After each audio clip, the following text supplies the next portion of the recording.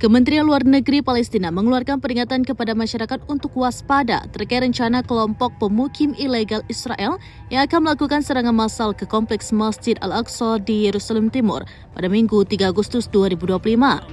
Adapun aksi tersebut bertepatan dengan peringatan Tisha B'Av, hari berkabung umat Yahudi yang dikaitkan dengan penghancuran bait suci pertama dan kedua. Kelompok ekstremis Yahudi kerap menggunakan momentum ini untuk masuk ke kompleks masjid dengan dalih ritual keagamaan. Meskipun hukum internasional dan perjanjian lama melarang ritual Yahudi di sana demi menjaga status quo, namun dari tahun ke tahun pemukim ilegal Israel tetap nekat melakukan serbuan ke Masjid Al-Aqsa. Kelompok-kelompok radikal seperti Temple Mount Movement bahkan mendorong serbuan rutin dengan tujuan memperkuat klaim keagamaan atas area yang mereka sebut Temple Mount. Merespon tindakan tersebut, otoritas Palestina dengan tegas mengecam upaya tersebut. Mereka menyebut aktivitas itu ditunggangi agenda kolonial guna memperluas kedaulatan Israel di wilayah yang secara hukum internasional adalah milik Palestina. Dalam pernyataannya, Kemlu Palestina juga turut mengecam kampanye hasutan dan persiapan para pemukim untuk serbuan tersebut.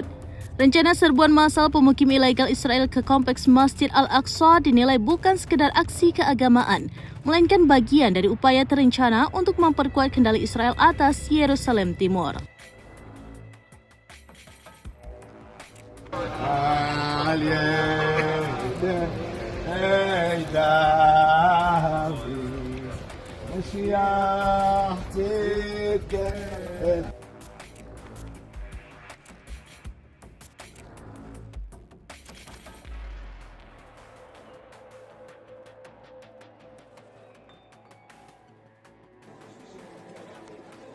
מה המסר לתשעה באב היום לעם ישראל? שבעזרת השם אנחנו לא רק מתאבלים אלא גם אנחנו חושבים על בניין, על ריבונות, על משילות.